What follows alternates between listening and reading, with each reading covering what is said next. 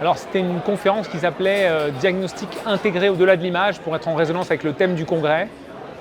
Et c'est une conférence qui a pris comme prétexte une tumeur du foie, le carcinome hépatocellulaire.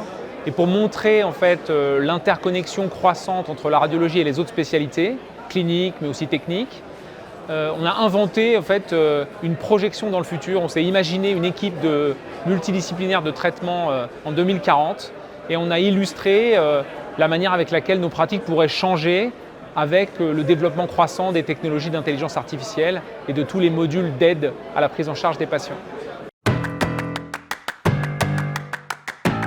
Alors on a imaginé différents types d'outils, des outils un peu, disons, classiques d'amélioration de nos pratiques actuelles, donc qui nous aident à détecter des lésions, les caractériser, mais aussi des outils un peu plus sophistiqués pour nous aider à la décision thérapeutique, pour détecter des anomalies qu'on n'aurait pas pu voir, et puis certains outils qui travaillent en fait en toile de fond derrière nous, complètement différemment de ce pourquoi on traite le patient et qui vont détecter d'autres anomalies dans d'autres organes pour essayer d'améliorer la prise en charge globale.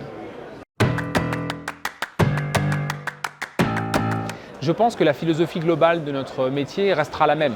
Manipuler des images, interpréter des images et en extraire des informations médicales qui sont pertinentes. En revanche, la manière avec laquelle ce sera fait sera beaucoup plus intégrée avec des outils informatiques ou d'intelligence artificielle. Donc la manière de faire sera différente. Peut-être le rôle du radiologue sera peut-être moins en première ligne, peut-être en supervision, en coordination. Et puis à mon sens, l'intégration avec les autres spécialités, notamment l'anatomopathologie, qui est en fait réellement la même chose mais à une échelle différente, sera beaucoup plus grande.